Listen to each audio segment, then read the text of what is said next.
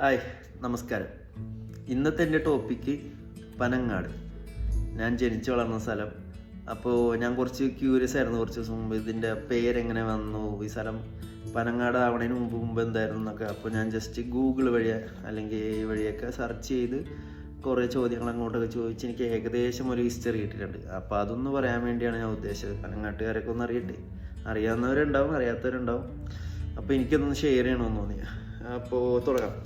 1341 ഒരു വെള്ളപ്പൊക്കം, പെരിയാർ വെള്ളപ്പൊക്കം, ഒരു സുനാമി പോലെയൊക്കെ അത്യാവശ്യം നല്ല ആനടിച്ചുണ്ടായ ഒരു വെള്ളപ്പൊക്കത്തിലുണ്ടായ ഒരു സ്ഥലമാണ് പനങ്ങാട് എന്ന് പറഞ്ഞാൽ. മണ്ണൊക്കെ കൂടി അങ്ങനെ ഉണ്ടായ ഒരു പ്രദേശമാണ്. അങ്ങനെ ഉണ്ടായ 2-3 പ്രദേശങ്ങൾ വേറെ ഉണ്ട്. വൈപ്പിൻ, വല്ലാർപാടം, അങ്ങനെ കുറച്ച് ആ ഏരിയകളും പനങ്ങാട് ഏരിയയൊക്കെ അങ്ങനെ ഉണ്ടായത്. അപ്പോൾ അതിനു മുമ്പ് വെറും വെള്ളമായിരുന്നു. അപ്പോൾ അങ്ങനെ ഉണ്ടായി. പനങ്ങാട് ആ സ്ഥലത്തിൻ്റെ പേരെങ്ങനെ വന്നതെന്ന് വെച്ച് കഴിഞ്ഞാൽ പനനാട് എന്നായിരുന്നു. പൽമിറ ട്രീ എന്ന് പറയും. അതൊരു ആഫ്രിക്കൻ പന, കരിമ്പനയാണ്. അപ്പോൾ അതിൻ്റെ സീഡ്സ് ഇവിടെ വന്ന് കിടന്നു വളർന്നു കാടായി. അങ്ങനെയാണ് പനനാട് എന്നായിരുന്നു. പിന്നീട് അത് പനങ്ങാടായി മാറിയതാണ്.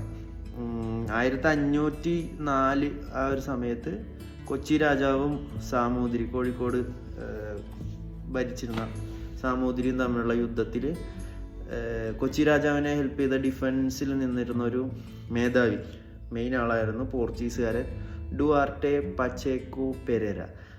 പുള്ളി എവിടെയോ മെൻഷൻ ചെയ്തിട്ടുണ്ട്, പുള്ളിയും പനങ്ങാടിനെ കുറിച്ച് മെൻഷൻ ചെയ്തിട്ടുണ്ട് ഏതൊരു എഴുതിയൊരു സംഭവത്തിൽ.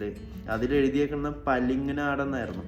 അത് ഇംഗ്ലീഷിൽ ഫോണറ്റിക്സ് എന്നുള്ള സംഭവം ഉണ്ടല്ലോ, അതിൽ ഇങ്ങനെ എഴുതി വന്നപ്പോൾ വായിച്ചത് സ്പെല്ലിങ്ങിൽ എന്തോ മിസ്പെല്ലിങ് വന്നാണ്. ശരിക്കും പനങ്ങാടെന്ന് തന്നെ ആയിരിക്കും പുള്ളി ഉദ്ദേശിച്ചേക്കണം. പക്ഷെ പലിങ്ങനാടെന്നും പറഞ്ഞ് ഈ സ്ഥലം മെൻഷൻ ചെയ്തിട്ടുണ്ട്. അപ്പോൾ ആ ഒരു യുദ്ധം കാര്യങ്ങളൊക്കെ കഴിഞ്ഞപ്പോൾ പനങ്ങാട് പിന്നെ ഒരു ടാക്സ് കേന്ദ്രമായി. ടുബാക്കോ കാര്യങ്ങളൊക്കെ പാസ് ചെയ്യണതിനൊക്കെ ടാക്സ് പിടിക്കുന്ന ഒരു ചുങ്കം എന്നും അറിയപ്പെടുന്ന ഒരു മേഖലയായിരുന്നു പനങ്ങാട്. കൊച്ചിയിലൊരു മെയിൻ സോഴ്സ് ഓഫ് ഇൻകം ആയിരുന്നു പനങ്ങാട്. പിന്നീട് പനങ്ങാട് അത്യാവശ്യം ആൾക്കാരൊക്കെ കുടിയേറി തുടങ്ങി, താമസിക്കാൻ തുടങ്ങി. നമ്മളുടെയൊക്കെ പൂർവികർ, എൻ്റെയൊക്കെ അല്ലെങ്കിൽ പനങ്ങാടത്തെ മിക്കവരും മത്സ്യത്തൊഴിലാളികളോ അല്ലെങ്കിൽ കൃഷിക്കാരോ ആയിരിക്കും. ഇവരുടെയൊക്കെ പൂർവികരെന്ന് പറയുന്നത് മിക്കതും ആലപ്പുഴയിൽ നിന്ന് വന്നതായിരിക്കാനാണ് കൂടുതൽ ചാൻസ്. കാരണം ആലപ്പുഴയാണ് തൊട്ടടുത്ത്. പനങ്ങാട് എന്ന് പറഞ്ഞാൽ പനങ്ങാട് എറണാകുളത്തിൻ്റെ ആലപ്പുഴയുടെ ബോർഡറാണ്. അപ്പോൾ അങ്ങോട്ട് വന്ന് കൂടുതൽ ചേക്കേറിയേക്കുന്നത് ആലപ്പുഴയിലെ ആൾക്കാരായിരിക്കും. ഈ വെള്ളപ്പൊക്കവും കാര്യങ്ങളൊക്കെ കഴിഞ്ഞ് വന്ന് ചേക്കേറിയതാണ്, കുടിയേറിയതാണ് പനങ്ങാട്. കൂടുതലും അതാണ് നമ്മളുടെ ഒരു ബാക്ക്ഗ്രൗണ്ട് വരുന്നത്. അപ്പോൾ ആലപ്പുഴക്കാരാണ് നമ്മളുടെ ഒരു പിന്മുറക്കാർ ശരിക്കും പറഞ്ഞാൽ.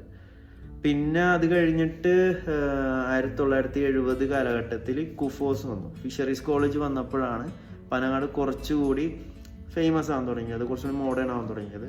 കൂടുതൽ ഷോപ്പുകൾ വരാൻ തുടങ്ങി, സ്കൂളുകൾ എല്ലാം ഫേമസ് ആവാൻ തുടങ്ങി. അങ്ങനെ ഈ കുഫോസ് വന്നതോടെയാണ് പനങ്ങാട് ഒരു മെയിൻ ഒരു ഏരിയയായി മാറിയത്. അപ്പോൾ ഇതാണ് പനങ്ങാടിൻ്റെ ഒരു ചരിത്രം എന്ന് പറഞ്ഞു കഴിഞ്ഞാൽ. ഇപ്പോഴാണെങ്കിലും പിന്നെയും പുതിയ കാര്യങ്ങളൊക്കെ സംഭവിച്ചു. ഇപ്പോൾ എന്താ പറയുക, റിസോർട്ടുകൾ കാര്യങ്ങളൊക്കെ, തെക്കേയറ്റം പോലെയുള്ള സമാധാനമുള്ള കുറച്ച് ഏരിയകളൊക്കെ ഉണ്ട്. അപ്പോൾ നല്ല കുറേ അത്യാവശ്യം എൻ്റർടൈൻമെൻറ്റ്സ് കാര്യങ്ങളുണ്ട്. എന്താ പറയുക, മറ്റേ ഹയാക്കിംഗ് എന്നല്ല പറഞ്ഞാൽ, അതൊക്കെ അങ്ങനത്തെ സംഭവങ്ങളൊക്കെ ഉണ്ട്. അപ്പോൾ ഒരു ടൂറിസ്റ്റ് ഏരിയയിലോട്ട് മാറിക്കൊണ്ടിരിക്കുന്ന സ്ഥലമാണ് ശരിക്കും പറഞ്ഞാൽ പനങ്ങാട്. ഒരു ടാറ്റു സ്റ്റുഡിയോ വരെ ഉണ്ട് പനങ്ങാട്. അപ്പോൾ അത്യാവശ്യം കയറി വരുന്നുണ്ട്. അപ്പോൾ ഇതാണ് പനങ്ങാടിൻ്റെ ചരിത്രം. അപ്പോൾ ഇതെനിക്കൊന്ന് ഷെയർ ചെയ്യണമെന്ന് തോന്നി. ഇതറിയണം എന്നുള്ളവർക്കൊക്കെ ഒന്ന് അയച്ചു കൊടുക്കുക. പനങ്ങാട്ടുകാരെ നിങ്ങൾക്ക് അറിയാമെങ്കിൽ ജസ്റ്റ് ഒന്ന് മെൻഷൻ ചെയ്തേക്കില്ല. Okay, by.